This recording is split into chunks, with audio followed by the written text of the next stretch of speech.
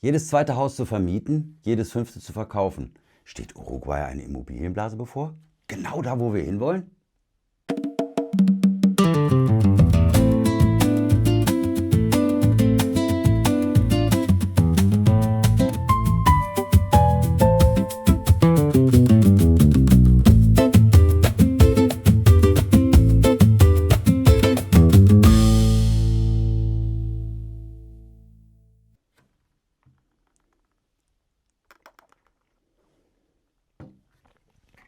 Hola a todos!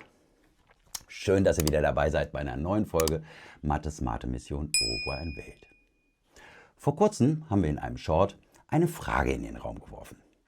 Was stimmt eigentlich nicht mit dem Immobilienmarkt in Uruguay? Ihr habt darunter richtig wild diskutiert. Heute gehen wir der Frage auf den Grund. Als wir 2025 kreuz und quer durch Uruguay gefahren sind, ist uns etwas aufgefallen, das wir so noch nirgends gesehen haben. Fast überall hängen Schilder an den Häusern. Alquilar oder Vender, also zu vermieten oder zu verkaufen. Und zwar nicht nur ein paar, gefühlt jedes zweite Haus zu vermieten und jedes fünfte zu verkaufen. Ja, da drängte sich uns die Frage auf, droht da in Uruguay eine Immobilienblase? Ihr hattet darunter unter den Shorts schon richtig gute Theorien. Stefan, ein halbes Jahr vor Ort, schrieb, die Verkäufer haben einfach Zeit. Hängen das Schild raus und zahlt keiner den Wunschpreis, behalten sie das Haus eben. Andere tippten auf alternde Bevölkerung oder auf Ferienhäuser, die wegen schwächelndem Airbnb verkauft werden. Oder auf Firmen, die das Land verlassen. Ja, schauen wir uns das mal in Ruhe an. Aber bevor wir jetzt eintauchen, sagt uns eins. Würdet ihr in Uruguay eher kaufen oder eher mieten? Und die von euch, die schon dort sind, verratet uns eure Erfahrung. Und die noch in Deutschland planen, schreibt uns, wozu ihr neigt. Wir sind echt gespannt. Also, wenn Ökonomen vor einer Immobilienblase warnen, dann schauen sie im Grunde auf 6 Warnzeichen. Erstens, die Preise koppeln sich von dem Einkommen ab. Also Häuser werden viel schneller teurer, als die Löhne steigen und die Mieten mitkommen. Zweitens, die Mietrenditen sinken. Investoren geben sich mit immer weniger laufendem Ertrag zufrieden, weil sie nur noch auf die steigenden Preise wetten. Drittens, die Banken werden leichtsinnig. Sie vergeben Kredite mit wenig Eigenkapital und weichen ihre Standards auf. Viertens, die privaten Schulden schießen nach oben. Fünftens, immer mehr Leute nehmen riskante Kredite mit variablen Zinsen, um sich überhaupt die teuren Häuser leisten zu können. Ja, und sechstens, die Torschlusspanik. Ja, die Angst, etwas zu verpassen, die treibt Laien zu überstürzten Käufen, während die Schlagzeilen Immobilien zur sicheren Einbahnstraße erklären. Also, 6 Warnzeichen. Und jetzt halten wir sie mal Punkt für Punkt gegen Uruguay. Fangen wir mit dem auffälligsten Punkt an, der Schere zwischen den Preisen und Einkommen. Immobilien werden in Uruguay fast nur in US-Dollar gehandelt. Die Gehälter dagegen kommen in Pesos. Und sie sind niedrig.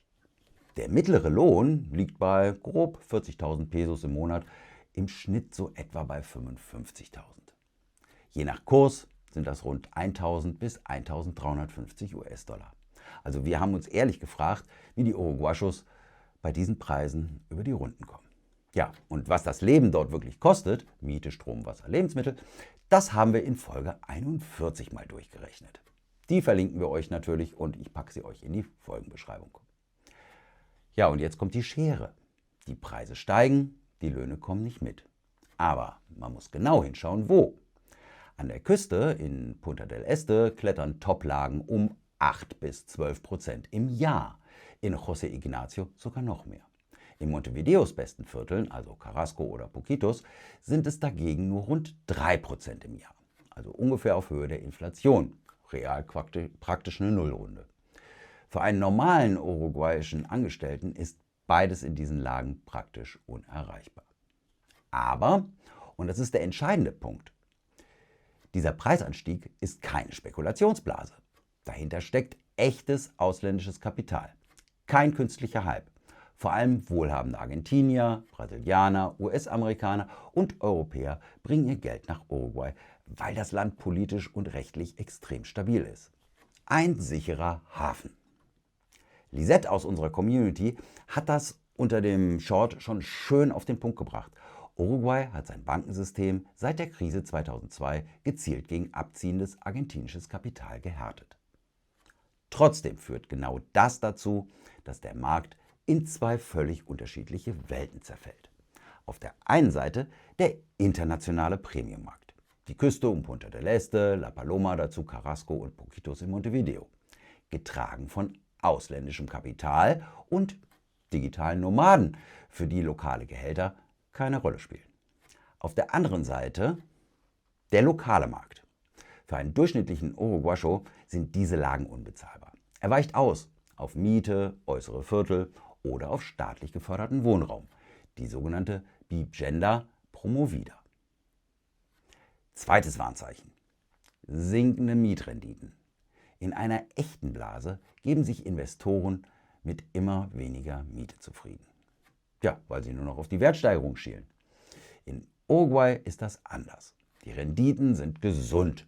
Im Schnitt um die 5% brutto, bei kleinen Wohnungen bis etwa 6,5%. Zuletzt sind sie leicht gesunken, aber sie bleiben stabil, rund um die 5%. Es ist kein Einbruch, hier kauft man wegen der laufenden Miete, nicht wegen einer Wette auf morgen. Ja, und der Staat hilft kräftig nach. Über das Programm Vivienda Promovida und das Gesetz 18.795 bekommen Investoren, die geförderten Wohnraum bauen, 10 Jahre lang komplett steuerfreie Mieteinnahmen. Keine Einkommensteuer und keine Vermögensteuer. Ja, das macht solide Vermietung so attraktiv, dass niemand spekulieren muss. Und es passt zu dem, was Maite aus unserer Community geschrieben hat. Die Wohnungen stehen nicht leer. Sie werden vermietet, im Schnitt in gut 2 Wochen. Drittes Warnzeichen: zu lockere Kredite.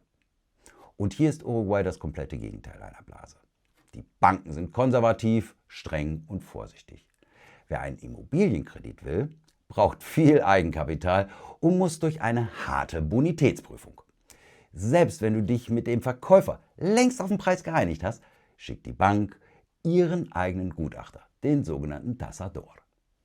Der bewertet sehr vorsichtig, oft unter dem Marktpreis. Und weil die Bank nur rund 80% von diesem niedrigen Schätzwert finanziert, ja, musst du am Ende noch jede Menge Eigenkapital drauflegen.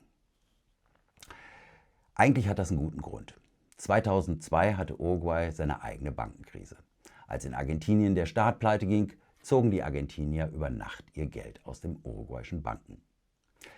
Das Land hat daraus gelernt und das Finanzsystem komplett umgebaut. Heute wächst der Markt, weil echtes Kapital hineinfließt, nicht weil Banken billiges Schuldengeld verteilen. Die lockeren Kredite, die 2008 die USA und Spanien in die Krise gerissen haben, sind hier undenkbar. Genau deshalb hatte auch Maite recht. Hier wird bar oder mit Eigenkapital gekauft, kaum auf Pump. Danke. Viertes Warnzeichen: eine explodierende Verschuldung der Haushalte. Ja, da müssen wir ehrlich differenzieren. Im internationalen Vergleich ist die Verschuldung der Uruguayos niedrig. Aber sie steigt zuletzt, vor allem bei Konsumkrediten. Für unsere Frage nach der Blase ist trotzdem etwas anderes entscheidend. Fast alle diese Schulden, rund 95%, laufen in Pesos, also in der eigenen Währung, nur ein ganz kleiner Rest in Dollar. Ja, und das führt uns direkt zum 5. Warnzeichen: riskante Kredite mit variablen Zinsen. Ja, auch die gibt es hier kaum. Die meisten Kredite sind an eine inflationsgesicherte Recheneinheit gekoppelt, die sogenannte Unidad Indexada. Darüber hatten wir auch schon mal gesprochen in einem unserer Videos. Ja, und nicht an diese schwankenden Zinssätze. Das heißt, keine Familie wacht hier morgens auf und hat plötzlich die doppelte Rate, weil irgendein Zinssatz explodiert ist. Diese Zinsfalle, die anderswo Menschen ruiniert hat, ist in Uruguay praktisch ausgeschlossen. 6. und letztes Warnzeichen: die Torschlusspanik. Auf Englisch Fear of Missing Out, kurz FOMO, also die Angst, etwas zu verpassen. Der Reflex, schnell kaufen, bevor der Zug abgefahren ist. In einer Blase kaufen die Leute genau deshalb panisch, nur um überhaupt noch dabei sein zu können. In Uruguay ist das Gegenteil der Fall. Fachleute beschreiben den Markt als ruhig, überlegt und vorsichtig. Das Angebot ist größer als die Nachfrage, in manchen Regionen sogar deutlich. Die Käufer wissen das und haben es deshalb überhaupt nicht eilig. Eine Wohnung ist im Schnitt in 2 Wochen vermietet, aber ein Verkauf zieht sich schnell mal 80 bis 90 Tage. Und selbst bei Neubauten wartet man hier lieber, bis wirklich gebaut wird, statt blind in der Planungsphase zuzuschlagen. Sicherheit geht hier vor FOMO. Ja, bleibt noch eine Frage nach dem vielen Bauen. Maite aus unserer Community hat zu Recht angemerkt, in Montevideo stehen überall Kräne.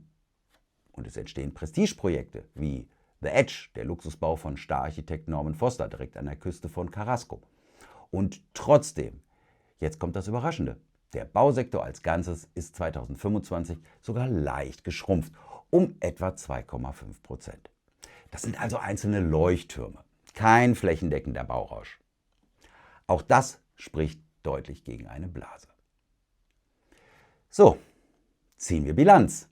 6 Warnzeichen gegen Uruguay gehalten, ergeben ein ziemlich klares Bild. Die Preis-Einkommensschere? Ja, die ist real, gerade an der Küste. Das eine rote Warnzeichen. Aber alle anderen 5, sinkende Renditen, lockere Kredite, riskante Zinsen, ausufernde Schulden, panisches Kaufen, Fehlanzeige. Der Markt ist teuer. Für viele Einheimische zu teuer. Aber er steht auf einem soliden, echten Fundament. Keine Blase auf Pump, sondern echtes Geld. Eine ehrliche Einschränkung wollen wir aber nicht verschweigen. Das teure Küsten- und Feriensegment Punta del Este und Co. könnte durchaus mal an Wert verlieren, wenn ausländisches Geld wegbleibt. Aber, und das ist der Unterschied zu den Krisen von 2008, das würde Vermögen treffen, nicht das Bankensystem. Und genau deshalb ist es eben keine Blase im klassischen Sinn. Für uns, die wir dahin wollen, klingt das erstmal sehr beruhigend. Und ihr, wie bewertet ihr unsere Analyse? Haben wir etwas übersehen? Habt ihr schon mal eine Immobilie in Uruguay gekauft und wie waren denn da eure Erfahrungen? Ja, und ihr hattet euch übrigens Antworten statt immer nur Fragen gewünscht. Wir hoffen, diese Folge hat euch ein paar geliefert. Hey, und Laura, du wolltest wissen, wo man Immobilienangebote sich anschauen kann. Ja, schau doch mal bei Facebook oder Infocasas oder Mercado Libre oder Galeto. Ich gucke mal, dass ich die Links in die Folgenbeschreibung schreibe. Schreibt uns eure Gedanken in die Kommentare und abonniert, wenn ihr unsere Reise weiter begleiten wollt. Ich sag mal, hasta la próxima, bis zur nächsten Folge. Que les vaya bien. Ciao.